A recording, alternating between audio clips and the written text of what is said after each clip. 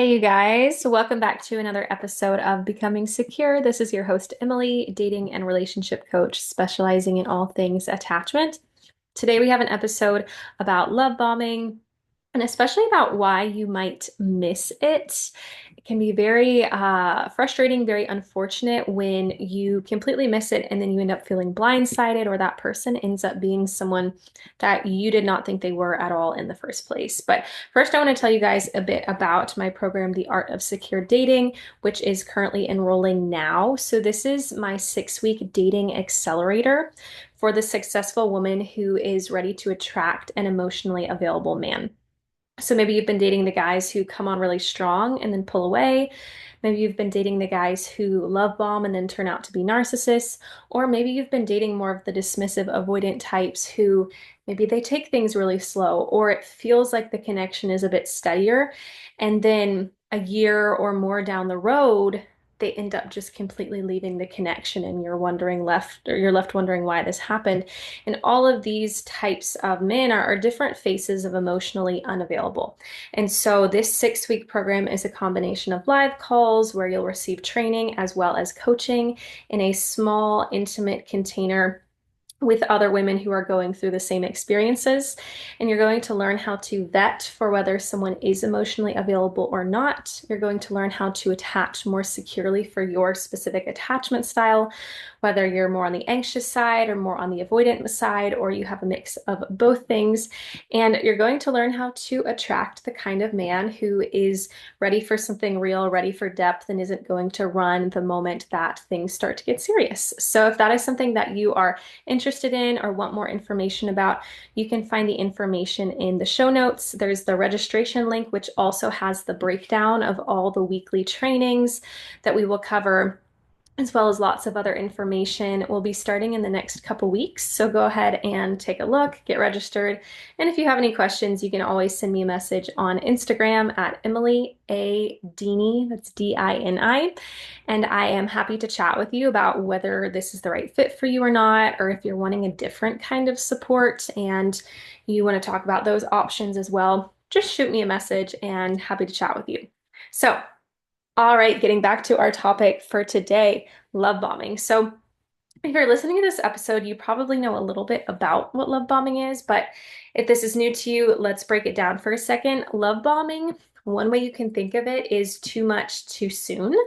So, this is often a feeling of they're showering you with compliments and you just feel so loved and wanted and adored, but it's very early on in the connection and it's not really appropriate or realistic for them to be feeling the things that they're feeling at that point in time. And sometimes you can recognize it that, whoa, this feels like a lot, but there are some times where it might not feel too much. And that's what we're going to talk about today, where you may miss it, you may feel blindsided by it. But love bombing can also be telling you things like, I've never met someone like you, I've never felt a connection like this before, giving you sort of a false sense of where they're at and putting a lot of ideas in your head of a future together, making you think that they're a lot more invested than they actually truly are. Whether that's talking about future plans. I mean, some of the things that I've had people say to me are, oh my gosh, you're like the kind of girl that I could see myself marrying. And that was just a few weeks into dating. And so it can look and sound like a lot of different things, but ultimately it's too much too soon. And these are some of the reasons that it's actually something you want to look for and why it's not a good thing. The first is that it's not actually genuine. And sometimes it can feel very genuine. This is the part that gets people. Sometimes it can feel very genuine because that person who is love bombing you is actually projecting a fantasy onto you. And so they might think that what they're saying is sincere. They might believe it themselves, that that's truly what they feel about you, but it's actually what they feel about the idea of you that they've built up in their head. And you might have done this as well. This is kind of the anxiously attaching to someone, that sort of idea. It's a common misconception that avoidants are the ones who love bomb. And yes, fearful avoidants often do love bomb, but it's really that anxious side of the attachment spectrum. So, where you're putting that person on a pedestal, you're fantasizing about them, and it's really all about the idea of who they are and, kind of what they represent to you on a deeper level. So when someone love bombs you, and sometimes it's actually both of you love bombing each other, you just might not realize it. I've definitely done this too. So love bombing creates a false sense of security and a false sense of connection, which again is not real. You can't actually have that degree of certainty or security or connection so early on in a relationship. And when there's this false sense of connection and security, this makes you more likely to be blindsided by an ending because that guy then turns out to be emotionally unavailable, or it makes you likely to be taken advantage of by someone with nefarious intentions, such as narcissists. And there are also emotionally unavailable guys who don't love bomb. So this is not the only indicator that someone is emotionally unavailable. There are definitely other signs. So don't think you're in the clear, like, oh, he's not love bombing. That must mean he's emotionally available. No, not necessarily the case. There are a lot of dismissive avoidant types who don't love bomb, but they can still be emotionally unavailable. And I talk more about the different types of emotionally unavailable men and how to attract the ones who are available in my free masterclass called How to Attract Emotionally Available Men. You can find the link for that in the show notes. So, why do we miss love bombing? I'm going to tell you guys a little bit of a story of an experience that I had, and maybe you can see yourself in this experience. So one time I dated a man who I felt like I had a really amazing connection with. He was attractive, he was ambitious, and it felt like our goals and our values and our lifestyle just really aligned. And the chemistry really felt like it was so strong. It just felt amazing. But then it ended just as quickly as it began. It was one of those, that crash and burn chemistry that I like to call it, where you're going so fast and then you just kind of, it burns out. And I had really put that connection on a pedestal in my mind. I was just like, wow, this feels like how I've always wanted to feel. And I struggled to let go of it and to move on because of how much I was really idolizing our connection. And then about a month later, I was journaling on it. I was processing through like, why is this happening? This wasn't super early in my journey. I still had done, or I had already done a bit of work by that point. So I luckily had a lot of tools to recognize, okay, what is this tendency coming out right here where I'm sort of obsessing and putting this on a pedestal? And so that really clued me into the fact that there was something deeper going on. And so as I journaled on this and was processing through this, it hit me one day so suddenly, like a ton of bricks. He had love bombed me and I had completely missed it. I just it felt like when there's something right in between your eyes on your face and you're like it's right there, but because it's so close, you can't see it. And so it just like blew my mind when I recognized that. And then I started to reflect on why did I miss this? Why had I not been able to recognize it? And I realized that a lot of it had to do with the physically attractive, physical attractiveness piece. So I found him really, really attractive. And he was also very attractive or very complimentary of my physical appearance. So I found him really attractive, and he also verbalized that he found me very attractive.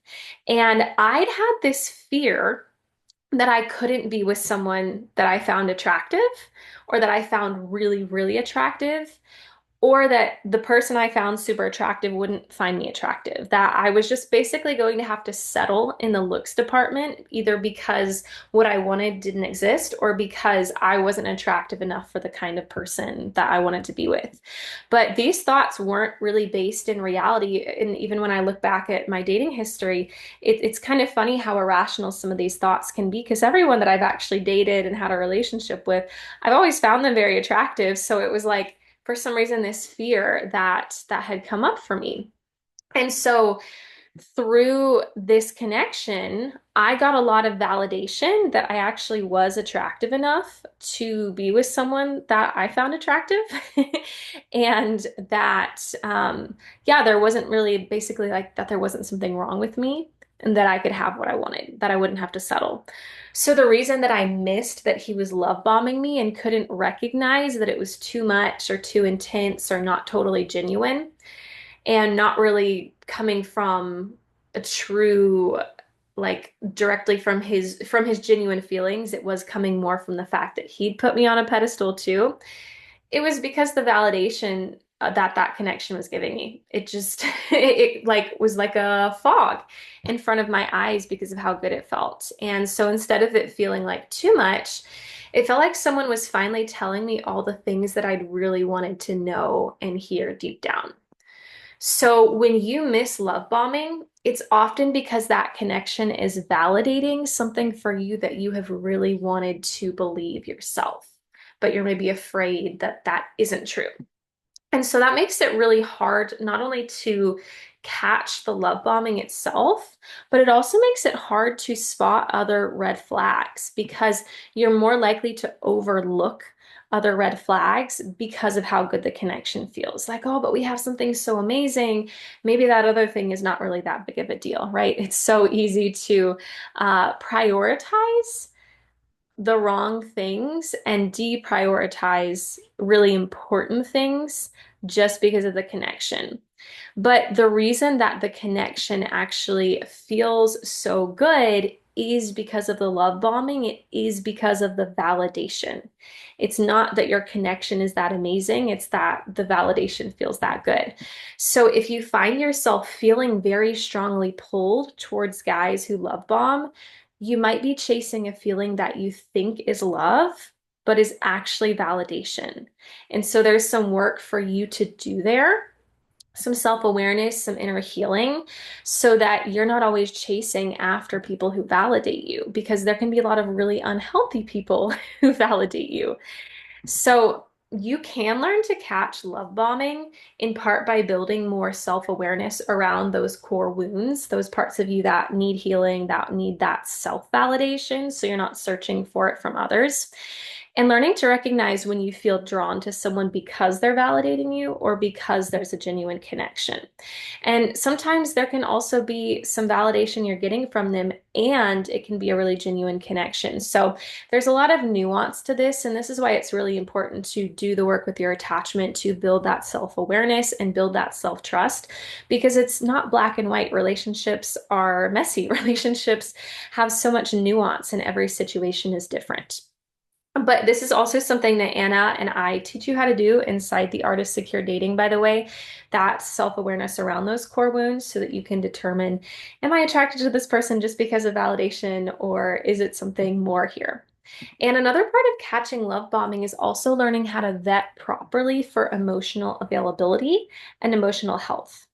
Because when you know what to look for to vet properly, you stop putting so much importance on how amazing the connection feels.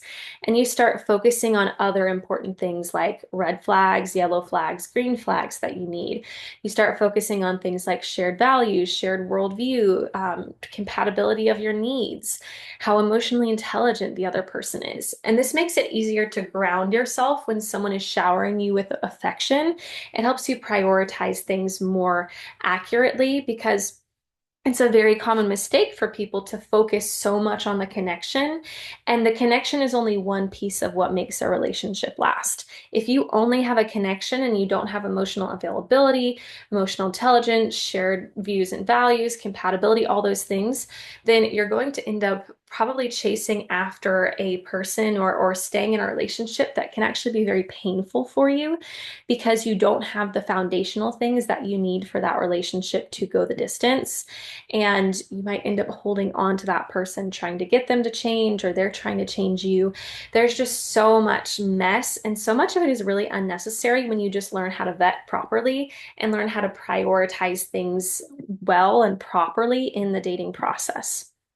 And also, sometimes when someone is very complimentary, it might not truly be love bombing, and that can be hard to discern as well. Sometimes there are different cultural pieces to this too. Sometimes someone grows up in a family that's just they're very verbally affectionate. I've dated people from different cultures that happen to be a lot more verbally affectionate, and Some of these guys have love bombed me and some of them haven't. And it's been a little bit, it's subtle sometimes, the difference in that. But one thing that has really helped me navigate those things is learning to vet if they're emotionally available or not, because then you can see if that person has other green flags starting to pop up, or if you start to see yellow flags or even red flags pop up, and then you can kind of put things in context and see a fuller picture of how healthy or unhealthy that person is. And again, these are all things that we cover inside the Art of Secure Dating, and you can find more details. You can register all the things in the show notes. So, this is what I have for you guys today as far as love bombing, navigating whether or why you're getting love bombed, why you're missing it, why you're maybe drawn to people who love bomb. So, I hope that this was helpful, and I hope to see many of you inside the next round of the Art of Secure Dating. It's going to be so much fun. It's so awesome. Once again, if you have any questions, you can always reach out to me.